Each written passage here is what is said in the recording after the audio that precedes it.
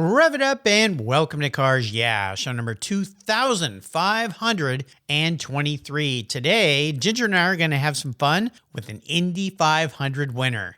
Spin to win and be prepared to be inspired. This is Cars Yeah, where you'll enjoy interviews with inspiring automotive enthusiasts. Mark Green is here to provide you with a fuel injection of automotive inspiration. So get in, sit down, buckle up, and get ready for a wild ride here on Cars Yeah.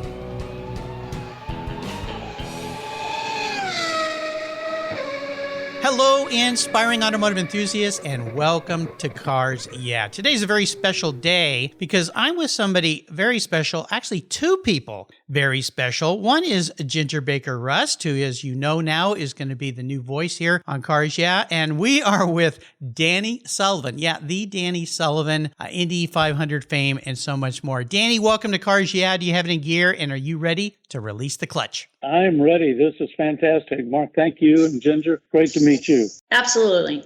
Share something about yourself that most people may not know. It sounds like a dating game kind of thing. You know what? I grew up in a very conservative family in Louisville, Kentucky. No racing background. We had two Oldsmobile station wagons as our cars. There was no interest. There was no racetracks close by or anything other than horse racetracks. And so my path into racing was not something that was norm, like people that grew up go-kart racing or their families were in it or they had a car background. Mine was, my dad was a contractor. Well, I understand that you actually didn't start running. You went to Russell Racing School at the age of like 21. Is that right?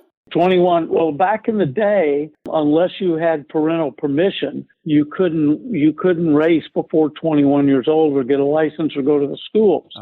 And I was estranged from my family at the time, so I couldn't do it until after my 21st birthday. And actually, my mentor, Dr. Frank Faulkner, who's now gone. Frank was an Englishman that I grew up with his son and daughter in Louisville, Kentucky. He was an academic pediatrician, but he was the only independent member of ACUS, Automobile Competition Committee of the United States. Had great back connection in racing, and I convinced him for my 21st birthday to send me to the Jim Russell School at Snetterton in England as a birthday present.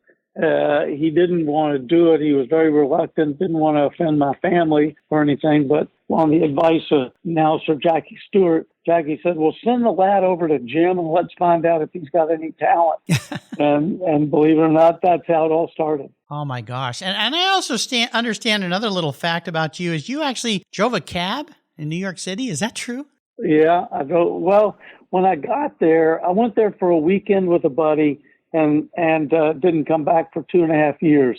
Times were a little different back then. And I just fell in love with it. There was only 2 jobs you could get at the time, and that was driving a cab because they were shorter drivers, and the other one was working as a waiter, which were really sought after and tough to get. So I started off driving a cab until I got the waiter's job, which was more fun because I met more people and so forth like that. You don't really meet somebody that well in the back of a taxi going, 20 blocks. And it was also a time when they had a lot of cab robberies at the time in New York. They were holding up because we kept all the cash, everything in a cigar box under the front seat. And they didn't have the big dividers or anything like that. So we were pretty easy targets.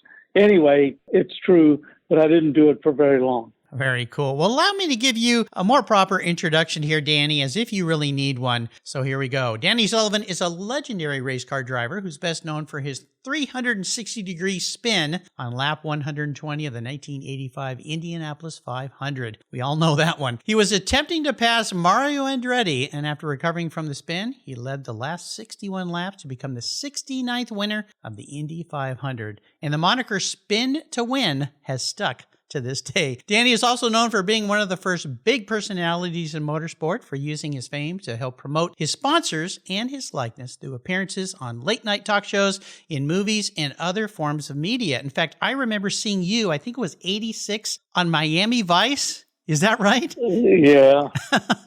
Yeah. Yeah, it was a long time. Long time. It was a long time ago. But that was fun. I love that show. Danny's promotional prowess was good, and NASCAR Hall of Fame driver Jeff Gordon says he emulated him throughout his racing career. Danny was inducted into the Motorsports Hall of Fame of America in 2012 and the Indianapolis Motor Speedway Hall of Fame in 2022. He remains active as a TV personality, a producer, and entrepreneur, staying involved in many forms of racing and business. And Danny's here today to share his latest venture titled Racers Roundtable with Danny Sullivan and Tony Stewart on MAV TV. There we go. We are going to have some fun here today. So we're going to start out here with Racers Roundtable. And I understand, Danny, there's a little bit of a backstory here that may involve Enzo Ferrari about how this got started. So where did Racers Roundtable come from? Well, ironically, I mean, Enzo wasn't there. He was still alive at the time, but I was at Goodwood Festival Speed, and it was around Sterling Moss's 69th birthday. And we had a dinner, a private dinner at Goodwood House that then Lord March, now the Duke of Richmond, had hosted. And it was Sterling, and there was Carroll Shelby and Phil Hill and Dan Gurney and Tony Brooks, Roy Salvadori, John Surtees, all at the table. And after dinner, the gents were sitting around telling stories, and they started talking about driving for Enzo Ferrari, for the Commendatore. And they started telling these stories. And there wasn't anything off dirty or anything like that. They were just the stories about this.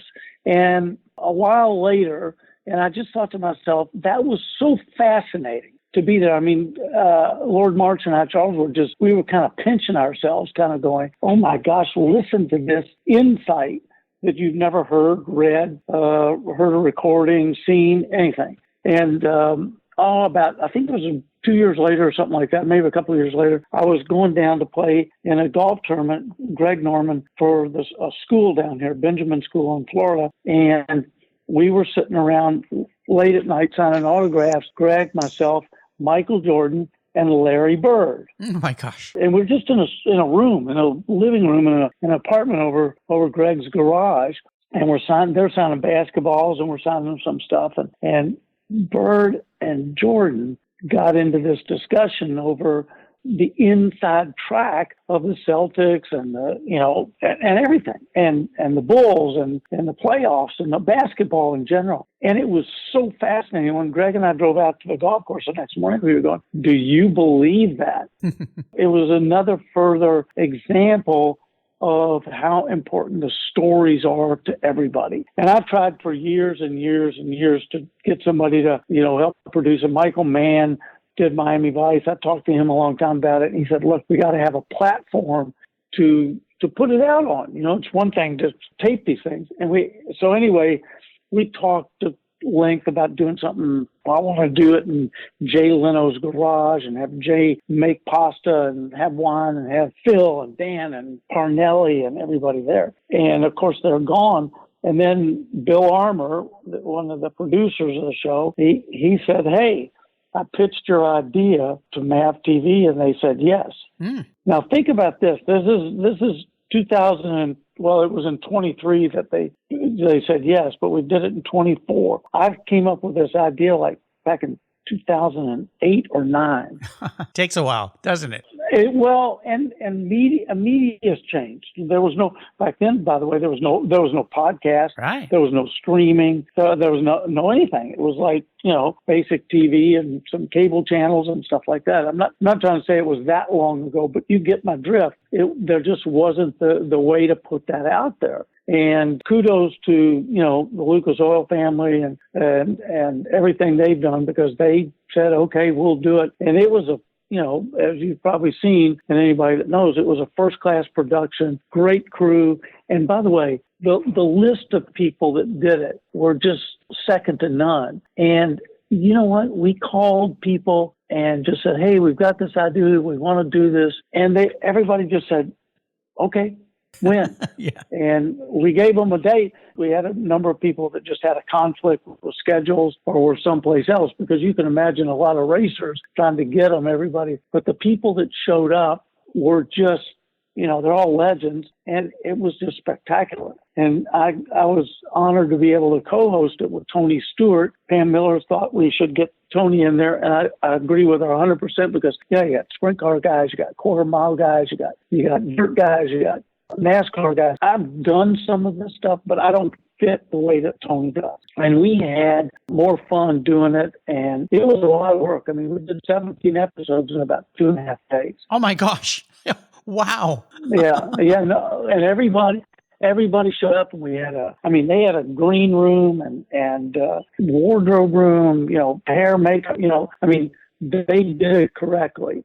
And I've really got to thank all the MAV TV folks for that as well, because they did it first class. And everybody that showed up, it was funny, a lot of people showing up and go, so Danny, what's the show about? What's the theme? I said, it's about nothing. To quote Jerry Seinfeld and George, it's about nothing. It's just, we want you just to talk and tell your stories. And, we'd ask a question to get people going. And some people, they just started anyway. They just sat down and they were all good friends, and the banter going back and forth, the banter in the green room, everything was just, I can't thank all the guys and gals enough, because they were just spectacular. Well, it's so casual. That's what I love about it. You make us viewers feel like we're sitting there with you guys, just hanging out, listening to cars and stuff. And my listeners know I've had Forrest Lucas on the show, and several people from Lucas and from MAV TV.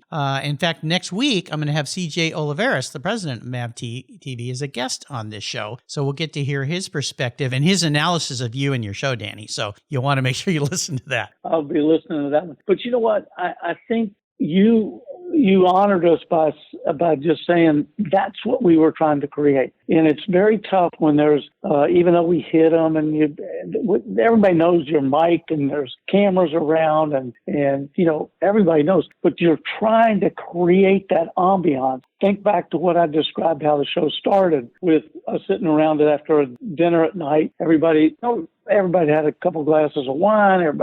There's no cameras. It's loose. The same thing sitting up in Greg Norman's apartment with Michael and Larry. Everything was loose. We'd all been out to play golf in the day, been out that night. And that's what we were trying to strive for, which is difficult with cameras. You nailed it. We started some of the shows at 9:00 in the morning, so it's hard to be loose there, and I don't want to spoil any of the shows, but some of them were, I know you've seen some, a lot of them aired, but the second part of it goes after the holiday season, and they're just, everybody was just, we're fabulous, and the mix is important too, because some people are a little quieter, but then when they get going, a lot of times they're asking each other questions. It's just, that's what it's supposed to be about. Just like we do right now. We're just sitting around talking. Ginger, what's your thoughts on this show, Ginger? Because I know you've watched it as well, and you've been in the car racing industry forever. Well, like Danny, I think it's just an absolute privilege to be able to listen to the racing stories from so many different perspectives and so many different people in the industry. And I'm so excited that more people out there are going to get to experience that, because it truly is just a rare privilege that a lot of us don't get. And, so Danny, that brings me to what makes Racers Roundtable such a special project for you? I think a couple things. I've experienced, as I said, the one dinner and the time with Greg and everybody. For me, it was getting the stories out, getting people to understand and feel how most of these people are characters. They've got their own side to them, and just the stories. Because, Ginger, you think about this. You've been behind the scenes. Mark, the same thing. You've been behind the scenes, and you sit around sometimes at a dinner someplace or late night, and people start talking, and you think, okay, we never hear that. Mm-hmm. We never see that on the TV. Everybody's got the stats now. Everybody can look up everybody's fastest laps, their this, their that. They can read the report went on during the race. This is the good stuff.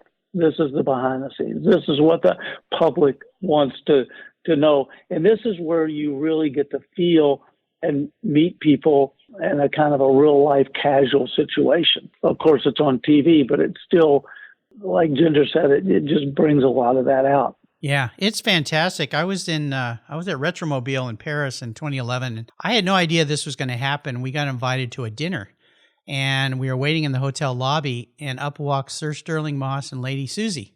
And I went, we're having dinner with him and her? Yeah. We ended up in this private room in this little French restaurant for 4 hours until midnight, and they're bantering back and forth, and there was a couple other people there, and I kept going, oh man, I wish I could record this. This is like so cool. So you have captured that in this show you've done. So again, Ginger and I really thank you for that because it's so fun. It's like we're just sitting there. Well, let me add one other thing, which is great about racing too, that we're all aware of, but we don't think about. There are so many genres of racing, okay, from the sprint car, the quarter miles, the family affairs, just people that their families, one after the other, the sports car, the Indy car, the Formula One, MotoGP, dirt track, flat track, all this stuff. We have so many different genres that have fans in their area. They're race fans, but they focus on some of the stuff. So you think about it. I mean, we can be doing this, which was the whole idea in the first place. There's always somebody kind of retiring or another generation coming up that just keeps this thing going forever and can be as fresh as can be. And you've seen some of the names on the list. You know, Bill Armour did a fabulous job of kind of pairing everybody up from Brickyard champions to, you know, rivals. How about this Shirley and Don? Wait until you see that shirt. Shirley Muldowney and Don Gartlitz. Oh my God. Yeah. It was just, you know, and then you've got guys like Ganassi, Mario himself, Foyt. Those guys are a series unto themselves, just everything that they've accomplished. It's an incredible lineup. Yeah, hopefully the success and with you guys and everybody, you know, helping to promote it, it'll continue on. We've had so many requests to, hey, sorry we missed last year. Can we do it this year? So hopefully there's going to be another one. You know, another group of them. So. I have no doubt. And I want to remind the listeners here, if you're lucky enough to be at PRI today, the day this show is airing, December 12th, Danny and Tony are going to be at PRI. They're going to set up a round table that looks like the show, so you can stop by, watch, and say hello. I believe that's going to be around 2 to 3:30 at PRI today, so make sure. And Ginger is going to be there too. I'll have to send her a Cars Yeah hat to wear so she can sport her new thing. Ginger, I know you had a question for Danny about what it's like to work with Tony Stewart. Is that right? Well, yes, Danny, and I can tell you, I know Smoke had the privilege of working in the industry in NASCAR with and around him, and remind me to tell you one day about a story when I was managing Ryan Newman, when Newman and Stewart had to do an appearance together for Coke in Las Vegas at Topgolf, and I can tell you that Tony Stewart can absolutely hit a golf ball, and we'll just say that Newman needs to stick to driving cars, but we'll talk about that later. So tell us about your experience working with Tony Stewart. Well, let me tell you, I mean, Tony and I have known each other over the years, just as you do around racing, but we didn't know each other real well. In fact, how ironic is this? The last time I saw Tony before we started to do the show, or before this one story I'm going to tell you, was in Monaco at the Formula One race. And I was the FIA driver steward, and I see this guy walk in to the tower, and I said, Tony, what are you doing here? And he asked me the same question. I said, well, I'm working. But, with his relationship with Gene Haas over the years, he'd never done it, so he wanted to come over and see it. That's why he was there visiting. But I didn't really know him well. So I said, look, before we start shooting the show, I said, he was going to be in Charlotte doing a drag race, I think, up there. And I said, hey, I'm in Florida. I'll pop up. Do you have time? So we had breakfast one morning, and we got along great. Indiana, Kentucky, there's some similarities there, a lot of rivalries, but we had a lot in common and spent a great amount of time together. And then, of course, it just morphed into more and more as we did the shows. So when we were doing the shows, I mean, we'd leave the hotel at 7:30 in the morning, and we'd go straight through till 11 o'clock at night. So you can imagine doing the shows, the green room, taking a break, a lunch, or this, that, and the other. We spent a lot of time together and got to know each other real well. And I got to tell you, Smoke was just great to work with. He's very focused, knows what he's talking about, great on camera. And we were trying to divide it up. I'm going to do half the shows. You're going to do half the shows. In the end, half the time I was pulling up a chair in his shows and vice versa. And it just added to the whole element of questions and input. And you've seen him, and there'll be more coming. It was just a fabulous time. He's a super guy. And now, for those that don't know, a proud father as well. Yeah, congratulations to Tony. That's awesome. You kind of pre-answered this question. I was going to ask you about a few racers that are coming up in the sequel to the show. Can you just maybe name drop a few for a teaser for our listeners out there? Yeah, we've got, let's see. We've got A.J. Foyt, Shirley Muldowney, Don Gartlitz, Scott Pruitt, Kurt Busch, Tommy Kendall, Ray Evernham.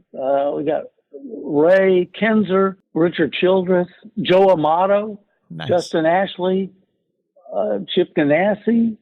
How's that? Is that more? That's a good start. No, that's a good tease. Those are some great ones. Like, surprisingly enough, Joe Amato is a neighbor of mine down here in Florida. No kidding. Oh, wow. Okay. Yeah. A lot of racers down there in Florida. Well, it's a pretty good, great place to retire. And I'm not retired, but it's a great place to even work out of. Florida's been super. Weather's not too shabby. Every now and again we get a storm. Yep. But yeah. Listen, I'm enjoying it. I'm enjoying it. Love Florida. Yeah. So Danny, I know you touched a little bit on some of the inspirations and a little bit of the mentors as you were coming up through the ranks. Would you share your driving inspirations? And looking back at your career, was there a key mentor who really helped you to be successful? Perhaps somebody that you would call the most influential person in your life? Well, when I first started, I went to the Jim Russell School at Snetterton in England, and my mentor was a Brit, an Englishman, and he was very close with Ken Tyrrell. And so I wanted to stay over to get my 6 races in and be able to get my license. And since I was already there, Ken Tyrrell offered for me to be a gopher for the Formula One team, which was Jackie Stewart and Francois Sever. And bear in mind, this was 1971. Jackie had already won the world championship once. So I ended up working as a gopher. Well, being around Sir Jackie, back then it was just Jackie, but being around Jackie and Helen, Francois Sever, Tyrrell, the mechanics, and of course in Formula One at that time, I had great legends. Jackie Ickx was in. I mean, it was a full field. But I was a big fan of Jackie Ickx too because he raced everything. He did sports cars. He did Paris Dakar in the end. He did a little bit of everything, and that appealed to me. Mario Andretti was another one that I met as time went on. My best friend was a guy named Gunnar Nielsen, who eventually passed away from cancer when he was only 29 years old, having already won a Grand Prix for Lotus. But he was Mario Andretti's teammate. And Gunnar was pretty lazy in a lot of ways.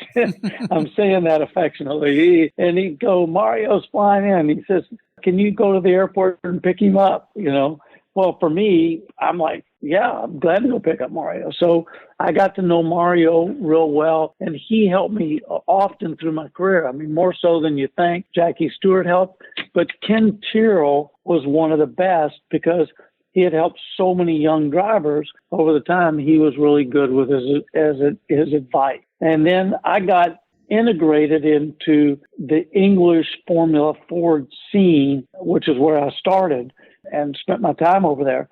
And because of these connections, even though I had a funny accent, I was embraced by them because I spent all my time over there. I lived there for years. And I think that that's where my kind of European outlook on driving sports cars, driving at Le Mans, doing this, doing that, was nurtured more than being in the States, where I would have been looking at NASCAR and sprint car and drag racing. I mean, I followed it all, but I was more integrated into the system there.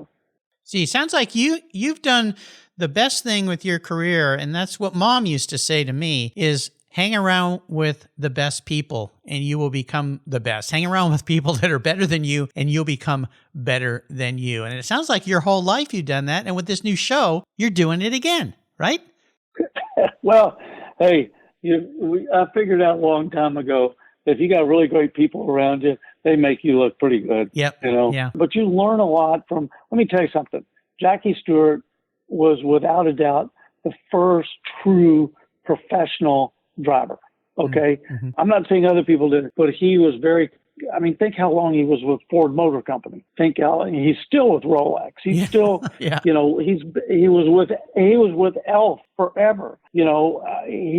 He nurtured those relationships. He was good PR. He was good marketing. He knew how to deal with the media. And a lot of that stuff rubbed off on me. And back then, by the way, in Formula One, that wasn't a big deal. They weren't big like they are now. And what he taught me was that if you're good to people and you're polite to people, good things will happen. And I'll tell you my first sponsorship story. And this, I hope you don't mind. No, go ahead. I drove with Eldon Formula Ford, and the two factory cars were sponsored by Katnick Steel Lintels.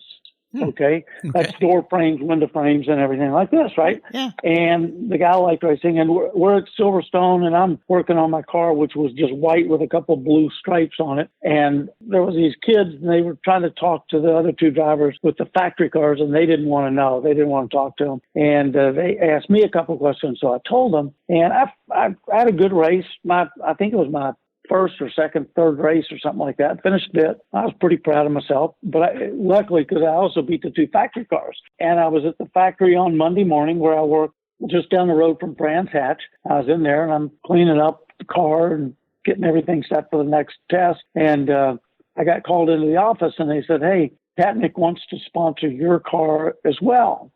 And I said, "Really?" Nice. I said, "Well, I had a good race, but I didn't win it. It wasn't like, I dominated or anything like that. But I was happy about it. We're going to get some sponsorship." And I said, "Can you tell me why?" And they said, "Those two kids you were talking to?" And I said, "Yeah, that was Catherine and Nicholas, Katnick Steel Lintels." There you go. Yeah. Wow. Okay. And they told their dad, "Hey, those other two guys," I don't know what they said about the other two guys, but this American guy was really good. But that was a lesson right there that, I didn't come from a lot of money or anything like that. I grew up nicely, but it's a sponsorship game. Okay. Unless you've got a mega wealthy father, it's a sponsorship game and it's connections and can you open this door?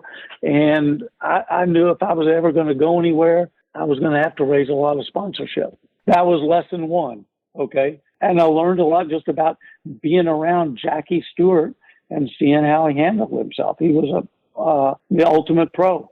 All that stuff rubs off. You're a bit of a psychic today, Danny, because my next question had to do with advising drivers today, young people who want to be racers. But I think you just answered that, and that is be nice to people, talk to people, and support your people who are sponsoring you. You really become a marketer as well as a driver. Would that be what you would advise a young person who wants to get into racing today? I think you have to be good at marketing your appearance. I'm not saying you want to be cookie cutter and like everybody else, but you've got to be presentable. Don't forget you're representing those brands. It's not them just putting a sticker on the side of your car. And that's the part that everybody misses. They want you to be able to stay. I'll give you a perfect example. Patrick Long. Okay. Oh, yeah. Great guy. You guys know who Patrick Long is? Okay. He's been a guest on Cars. Yeah. Yeah. Great guy. 2 times, actually. Yeah.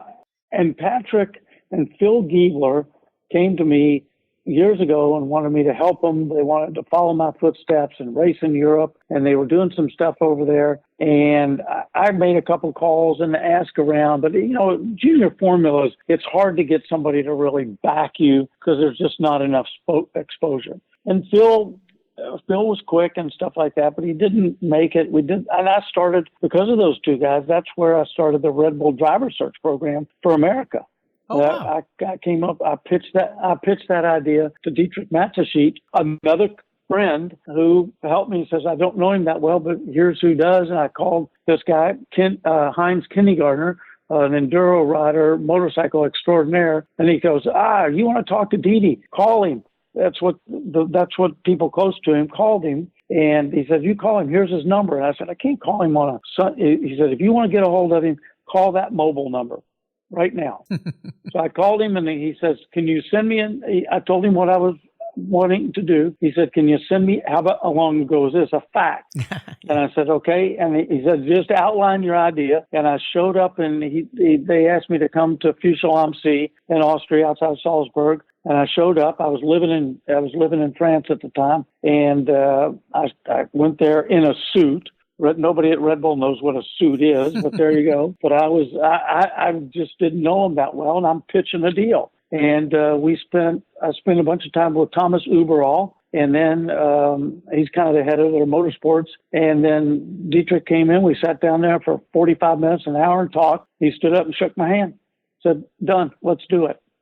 And that's how the Red Bull. But Patrick, and I'm not saying anything out of school, Patrick was fantastic, but he didn't make a cut in the last test that we did. He just fell short of the other gentleman that we had in the dare, Scott Speed being one of them. Mm-hmm. Okay.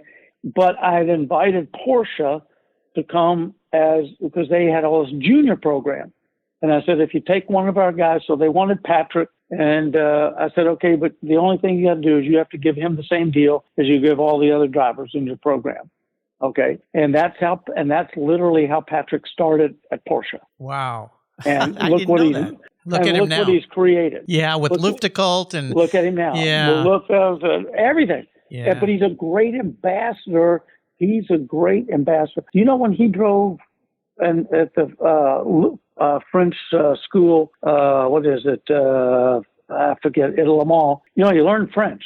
Then when he drove for Porsche, he learned German. Wow. He integrated himself, worked as a pro, knew where his shortcomings were, knew where his strengths were, and look at the guy now. I mean, he'll be an ambassador for those guys forever. He's done great for his family. And these are samples of what you have to do to get there. Not everybody's going to go into Formula One. Okay. There's just not enough seats.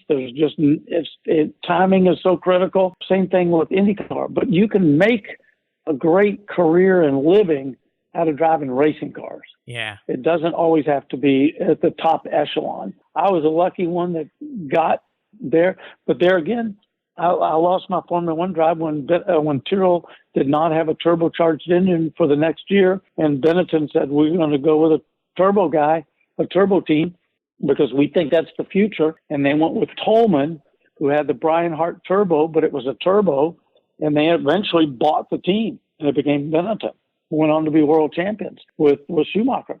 So when Benetton went away, my deal with Tyrrell went away. And so I luckily had an offer from IndyCar, so I didn't want to go away from Formula One. But, bird in the hand.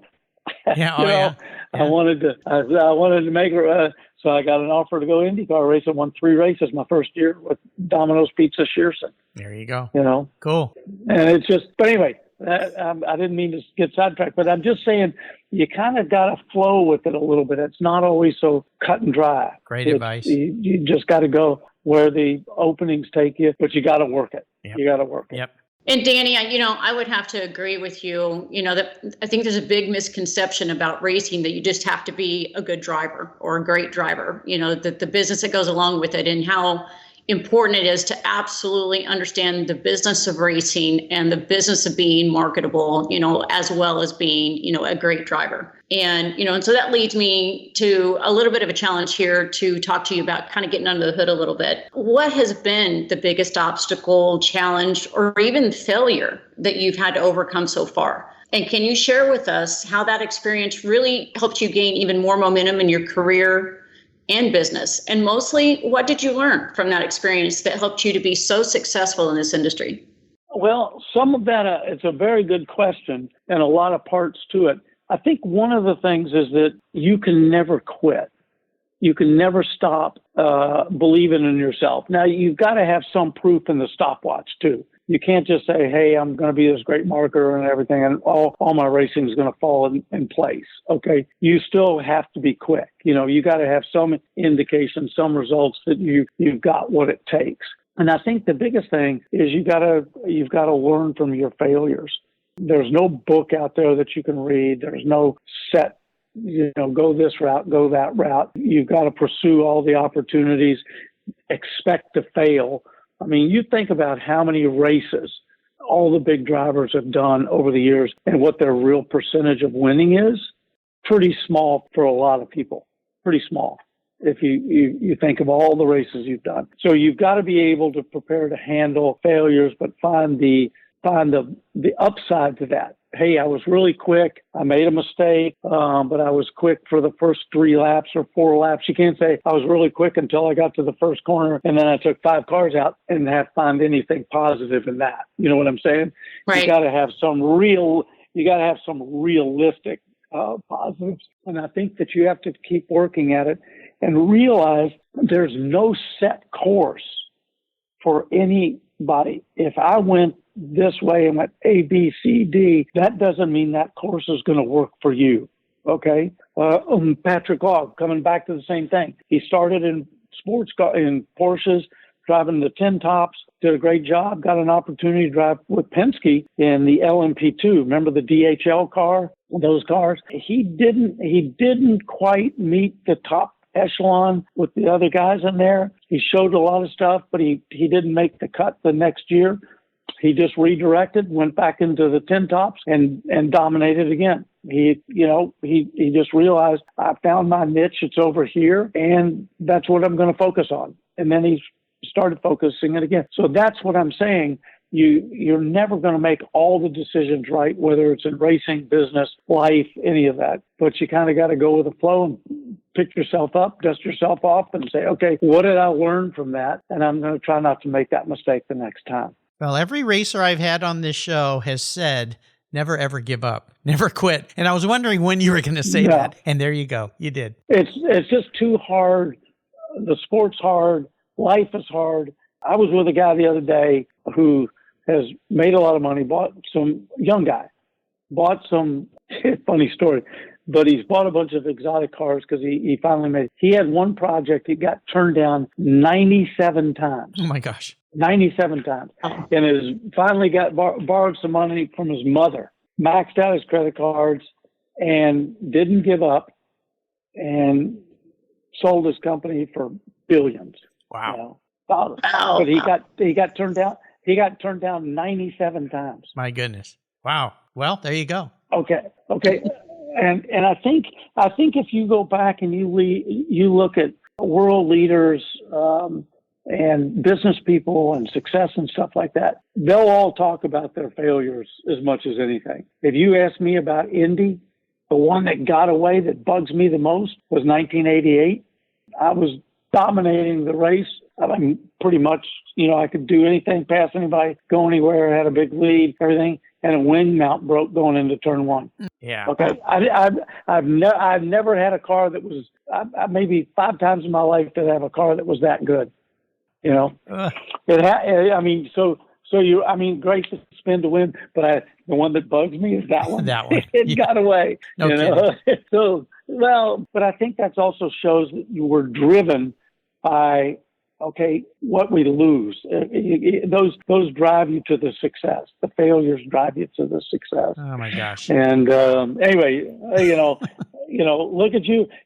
How many, you've done almost 3,000 shows, 2,000. Right? Yeah. 3,000. You're number 25, 23. So yeah, it's bulldoggedness on me. Maybe it's stubbornness. I don't know, but you just don't quit. Yeah. And it doesn't all come easy. No. It doesn't. No. It's not.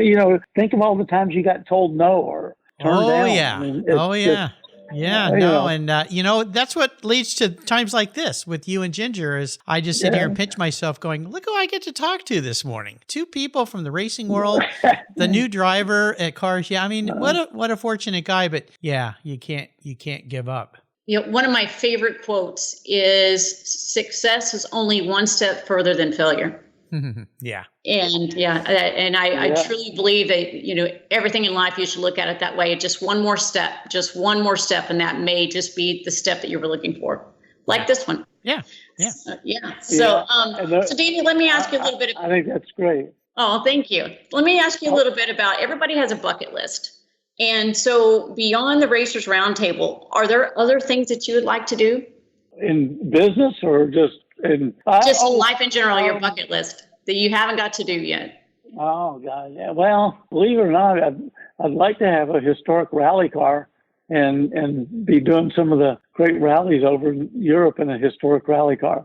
I had a Porsche for a while, and I that Richard Tuthill built. It was fantastic. But my wife raced it, and I did some for other people at other cars, but I'd love to go do like the British rally in one of their historic British rallies in a Ford Escort, something like that.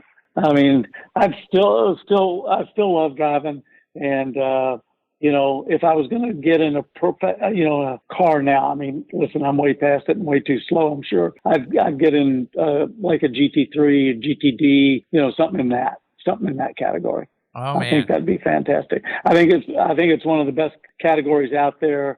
IMSA and the WEC have done such a good job on sports car racing. And that's another area where I talked to parents and they said, Formula One, this, that, and the other. I said, maybe you ought to look at sports cars. There's, and again, Patrick Long's the poster child. Look at what he's done with it. And as have others. And by the way, let's think about Mark Webber. He gets out of Formula One, he's winning races, gets out of Formula One, top of his career, goes to Porsche, and he's not the quickest guy in the car. Those guys these guys in sports cars, there's names out there that you've never heard of that are mega quick, really good talent. Oh, yeah. Really good talent. Yeah. And I love going up to Daytona and watching some of these guys, and I got to look at the list, and I'm kind of going, who are these guys? And they are fast. Well, and so anyway, yeah. I mean, that rally racing, I'm afraid to even watch that racing. It's so insane. It's like watching Isle of Man and those guys on those bikes. Oh, yeah. Oh my God. I've gotten to drive in testing, I've driven some special stages in Wales, like Sweet Lamb that they've done. And I did the Tour Britannia where I got to do a couple shorter versions, but we did some of the special stages and just loved it. Yeah. I mean, it was just fantastic. Wow. It's just, I got to do sports cars, Baja, Indy cars, Formula One, Le Mans, Daytona, a lot of the sports cars, I got to do a lot of things, but, you kind of look over and go, those look fun too. No kidding. No kidding. I'm a big fan of anybody that's driving anything, cars or bikes, and they're driving them fast. And to watch the Isle of Man, oh my gosh. Yeah. Oh my gosh. It's hard to imagine. So that brings us to our next question. And I love, I really appreciate that you're sticking with us here. This show's going along, but we are having some fun. So I'm okay with that. This question has to do with one special vehicle. Now, asking a guy like you this question is probably like asking, who's your favorite child to me? I can't tell you which one. They both have their values and I love them both dearly. But if there's one special car in your past. Now, this could be a street car or a race car, but just one that stands out to you. What was it? Oh, gosh. I know, this is a hard one. So many. And I think you got to really segregate out street cars over road cars. Okay, well, I'll let you pick two. Well, remember something. I mean, we pick road cars not just by desire, but often because of utilization. Where do you live? What's the weather like? What are the roads like? What do you need it for? Hauling around the dogs and stuff like that. Because I remember when I lived in Aspen, I had, a 993 turbo up there. Yeah. So it's all wheel drive. So when it snowed, oh my gosh. It was so much fun. I drove it I had studded tires on it. I had a blast on that thing. I had for a short period of time, I owned an original 959 Porsche. Oh my gosh. And in the day, it was about as good as you can get, in the day. Obviously, technology now has surpassed it, and that was I just didn't keep it long enough. And they were shutting it down for here in the U.S. And I was now living back in the U.S., so it was hard. It was going to be hard for me to bring it or trip back and forth to Europe. But I drove up when I did a tour of the U.S. military bases. They gave me a Lancia Stratos. and don't laugh. I raced one at Daytona. What? But I had favored Indy. I raced one at Daytona. Wow. I raced it was one off, and a guy, Anatoly Aratunov from Tulsa, Oklahoma, had one, and he asked me to drive it. It was. It was good for me because they covered my expenses and gave me a little, something for being down there. And it was a hoot to drive. And I remember running around in the wet.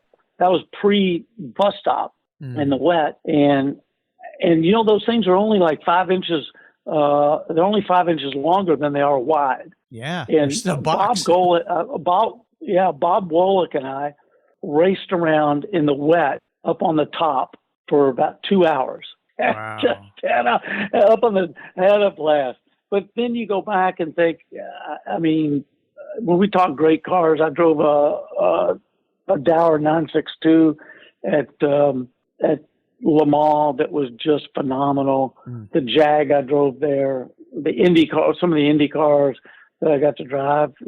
Even the Tyrrell Formula One car was a really good car. It was just we were underpowered and so to narrow it down to tough one is impossible. Yeah. I would imagine with a guy like you, that is. We play a game here on Cars. Yeah, we become car psychologists, and I'm really excited that Ginger gets to ask you this question. It's very unique. I would guess no one's ever asked it of you. So Ginger, be the psychologist. So Danny, if you were to manifest yourself as a car or a race car, what would you be, and more importantly, why? And this isn't about what you want to be, but instead how you perceive yourself manifested as a vehicle. Oh. Yeah, that's tough, isn't it? He gives me the tough questions. Yeah. You know what? As a race car. Yeah. I'd probably say, believe it or not, an 88 PC-17 Penske. Ooh, nice. It was not too big. I'm not a huge guy. Okay. It was pretty agile. I'm an okay athlete, fairly agile. It was a hoot to drive. I can't tell you that side of it, but it was mega quick. And I think, in my past, I won some state records in track and field and some stuff like that. So I was fairly quick on my feet, so I've just put it in that category. So I think that's where I'd probably go. We also like books here, and I wanted Ginger to ask a question. One of the books on my shelf is Going Faster, Mastering the Art of Race Driving by Carl Lopez, and the foreword was written by you. Would you share a great book or two that you've read and that you believe others would learn from? I think Carl did a good job on the book. I didn't read so much books about racing, driving. What was it?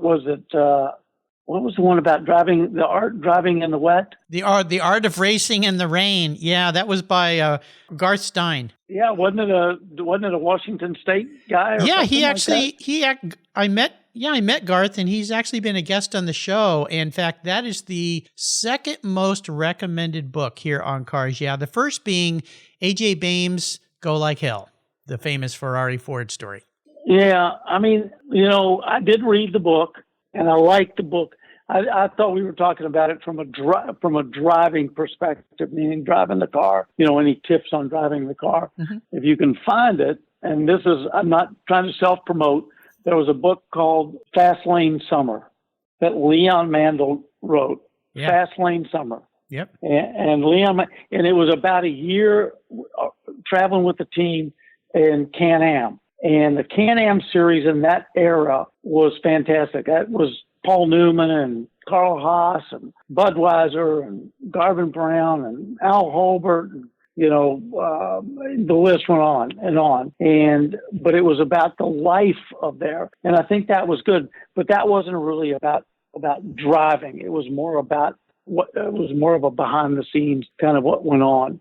And I think Ginger, just to answer your question, I'd never read a book that gave me insight into driving. I misunderstood your question because I've always found that the tidbits that I got from talking to somebody were much more relevant than a book that I could read where they could generalize the what it took. No, those are both yeah, absolutely. So Danny, before we let you go today, we're going to go on the ultimate drive. We Ginger and I are a bit of enablers here on Cars Yeah, and this is how this works. And this might be tough because you've done it all. We're going to provide you with any car in the world. Don't worry about the price because we're writing a check today. We're going to park it in your driveway. You can take it on a drive anywhere you'd like. If it's a race car on a track, we'll do that for you. Maybe it's that vintage rally car that you want to drive so bad. But here's the other key, because as you know, racing and the car world is all about people, just like your show, Racers Roundtable, is about people. You can take one person with you, anybody in the world, including somebody who's no longer with us. So what does the ultimate drive look like for Danny Sullivan? Well, I got to admit, when some years ago my wife and I lived in Europe, I had an RS4 which was the Porsche built one. This was one of the early ones that they had the real bulbous kind of RS4 body on it. And I got to admit, that was before kind of GPS were big in play or anything like this. This was like 98. Okay. And I got to tell you, driving through Europe, my wife navigating, because she's a good driver, fearless, was pretty fantastic. If I had to pick the ultimate drive, you know what? I'll tell you what I'd do. I'd tell you exactly. Okay. Yeah. In a Porsche rally car with Jeff Swart and do the Kenya rally. Ooh. Okay. Nairobi, the 1000. Okay. Something, because it's something that he and I are real good friends, and we've spent a lot of road time together, and we get along great. And he and I have talked about doing it before. That's how I bought the Tuthill rally car. But now that's an event. That's a rally. Yeah. Wow. So anyway. There you go. Well, Jeff's been, I love it. Jeff's been a guest several times. I become friends with him as well. He's just the nicest guy. And he's another guy that's been there and done that. So before we let you go, Ginger's got one last question for you. So on some parting thoughts here, Danny, and for our listeners, is there any particular parts or words of wisdom and advice about business or life that you would offer, or like earlier, I had told you what my one of my favorite success quotes is. Do you have a success quote or some parting words of wisdom for our listeners? I've got two. Wonderful. Okay, and one of them comes from Roger Penske, and it's effort equals results. Yeah. Okay, and we've all talked about that. The harder you work, it's kind of the harder you work, the faster you go. The harder you work, the more success you get. Okay. And the other one is by one of the great sports persons of the world, is Billie Jean King. And it's at and when you walk out onto center court up in New York, it says, "Pressure is a privilege." Yeah. Love that. Yeah. And I think that is, because people go, I got so this, I got that much. It's like, because you're in a pressure situation. You're getting in the car on the grid before a Grand Prix or before an IndyCar race or a sports car race. It makes no difference. You're getting in the car before a club race at your local track, okay? And you're feeling the pressure. That's a privilege, because you're there. And the privilege is you're there, and hopefully you're at the front of the grid, and there's more pressure. There you go. And I just think that those two, effort equals results, and Roger's the leader of that one, and pressure is a privilege. Love him. Billie Jean King. Two great ones. Absolutely love that. Appreciate that. So finally, tell us this, what's the best way that our listeners can learn more about you and Racers Roundtable? Is it a website, social media contact, LinkedIn? What's the best means of contact for you and Racers Roundtable? I think they've got I'm not a big social media guy. Okay. Mm-hmm. That came a little after my generation. If you Google it, there's some, I think it leads you to a bunch of social media stuff. It tells you the stories about everybody that's in it, which most of the listeners will know their names. They may not know all the people from drag racing or all the people from dirt racing or even from NASCAR, but you'll know the names. That's the best route to go to. There you go. I'll also remind listeners, you can go to mavtv.com. Mavtv.com is easy to find, and you will find how to link up and how to get access to the show. Also, Danny, I understand, and I'm a follower of yours, you are on X, the old Twitter platform, Spin to Win 85. So you can do that. All these links will be posted on Danny's show notes page here in the Cars Yeah website. But just Google Spin to Win with Danny and Tony, and you will find these guys. And I encourage you listeners to go watch the show. And I want to do a quick shout out to a mutual friend that got us together today, Robert Knoll at Go Driven 360 PR. Robert, you brought me another great guest today, obviously the great Danny Sullivan. So thank you very much. And Danny, I want to thank you. This show went real long, but we had so much fun. Right, Ginger? Oh, absolutely. I so enjoyed listening to you and meeting you. And this is such an honor and a privilege. Well, you all are very kind. And Ginger, I hope I see you at PRI. You absolutely will. I will make sure to stop by and see you. Okay. Absolutely. So, Danny, again, thank you for being so generous today with your time, your expertise, and sharing some wonderful stories. We could do a roundtable here on Cars Yeah, so you're welcome back anytime. Okay. Ginger, Danny, until we all talk again, I'll see you guys down the road. For several years now, you've heard me talk about Linkage Magazine. I've been a subscriber since the start. Their talented and creative team brings you a spectacular publication and website that shares the automotive passion from a worldwide perspective. Linkage is about driving, restoring, collecting, and first-hand experience at collector car auctions and more. They bring you real-world values plus rational, experienced opinions on the current markets. They cover the automotive world and the people who share our passions. And Linkage Magazine has grown, mailing you 6 issues annually. Join me on this journey with Linkage. They're geared for the automotive life. You can subscribe at linkagemag.com. I'm honored to say that my charity of choice here at Cars Yeah is Tech Force Foundation. They help young people find an education and career that aligns with their passions. For those who love cars, problem solving, and working with their hands, a career as a professional automotive technician is the perfect fit for a fulfilling life. We're all wired differently, and not every successful career demands a 4-year university.